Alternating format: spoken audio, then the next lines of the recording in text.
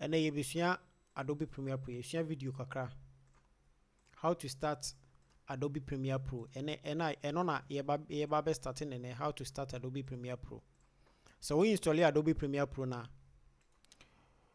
We install Adobe Premiere Pro. Me be Adobe Premiere Pro. Na ma hwese the interface in CTA. We install we Adobe Premiere Pro CC 2021 and me be no.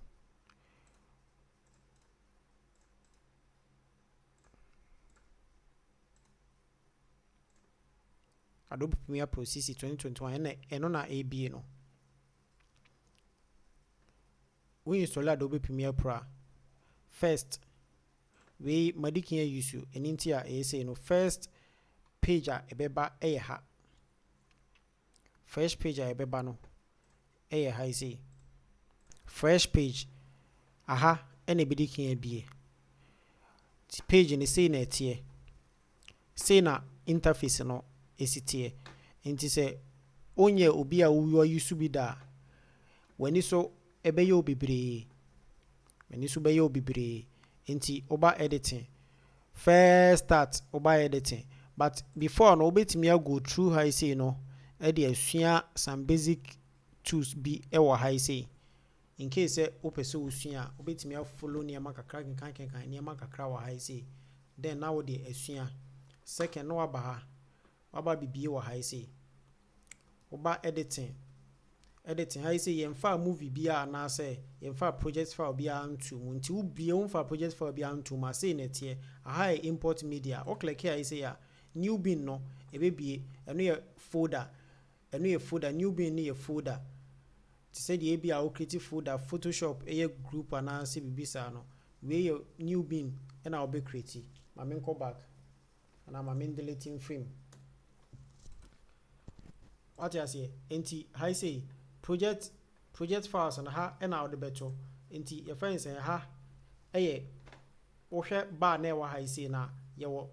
learning assembly ni say na tie wo project files ni be guma memfa project files ngumu nchiro na hwe say the sitie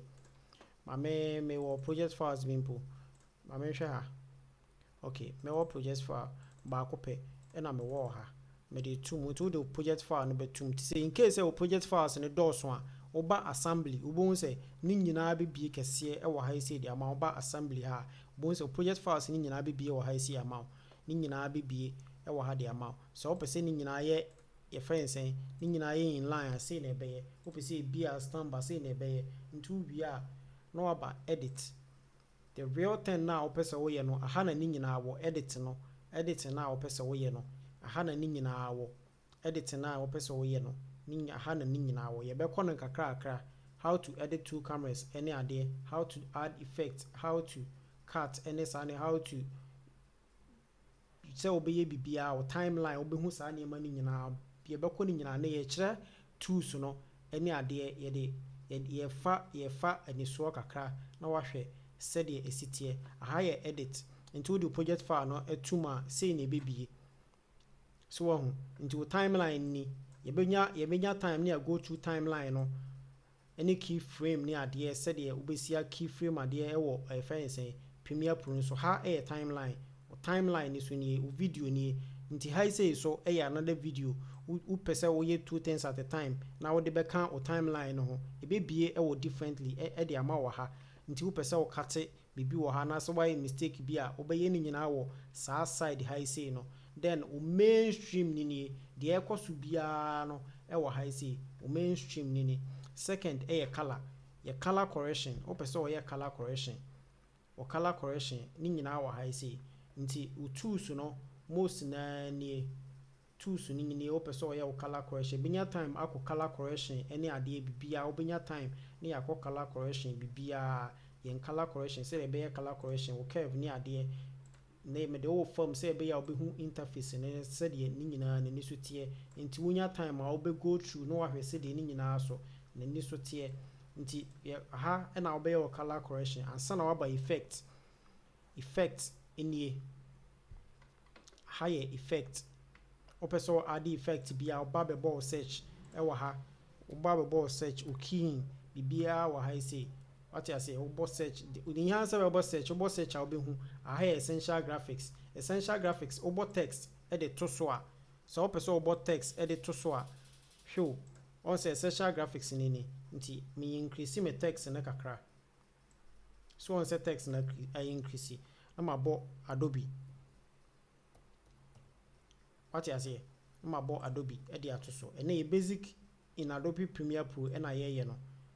na ya bo text na de ato so say ya into person control text ni bibia ni nyina wo high say enti we nya old type of Premiere Pro na first na we use no we a new one enti no bibia e wo so bi o ha otimi ko bi wa fofo no abo text no wa ade o niema bibia ope ye be go through be nya time go through ba for ene no interface ni ye hwese de interface ni sitie enti we are no akọ audio o pese o correct o audio why audio o pese o correct o audio na aha e na be correct audio no de oye bia se audio no sound no ehete and as sound na increase too much o pese o add effect to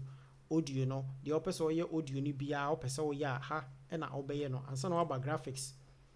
aha graphics na wa ha ti graphics no aha I say subtitles no e bia o hwe movies na obo hu se subtitles no go ase nipa ne kasa de nipa ne beka bia na atwere ato I say na obeye no ni nyina ye ha graphics yo ni nyina wo essential graphics yo ni nyina wo essential graphics yo ni nyina I say o more samples of templates e wo I say ya obetimi ya use templates e wo ha obetimi ya use caption to we are after the why ni nyina pese wo ye where you we your friends say the wo ye ni nyina wo captions ni nyina wo ha what you say captions no the wo say the na make first say wo movies ni ade say the text ni be go ase ni nyina captions ni nyina wo subtitles no ni nyina wo I say library no enya ade ye ayibia library no ye your friend say opese wo ade your friend say Adobe Creative Cloud why install Adobe Creative Cloud your friend say ni eno so be pie wo ha nti say wo fa bibi edi free video bi project bi edi free de be kan de o project file na wo ye no ho a wo be peke free bia online wo be peke afri ha e de akoka ho nti Adobe Premiere Pro learning for a start no enini wo hwe tutorials we no na o subscribe e de ama say be ya ye new lesson bia na obetimi a follow na watimi asua ade mo na wo so wo de aye wa de na wo so de apɛ usika na say wo de apɛ more clients for one kasa ho enti ene lesson no ye de aba awie e kyena ye be da foforo ye be ye ade foforo on Premiere Pro ye bibia bi wo ha if only say Adobe product nko ni nyina ye bi wo ha say ye lesson about sa products ni nyina ye Adobe Premiere Pro ye Adobe After Effects ye Adobe InDesign ye Adobe Photoshop ye Adobe Illustrator ye etoda ye be ye US kakra so aka ho Adobe UX so kakra aka ho nti na lesson no me de wo file me de wo file interface ni so kakra e kyena ade a ye be ne say ye be go through editing no ye be start asua se de sikate ne timeline ne ade ye timeline ne ade se de sikate ade ne sa ne manema se de si ade project file se de si ade effects ni nyina ye be kɔ ne kakra mo wo hu se de ade ne tie da mo ase se enema follow tutorials na mame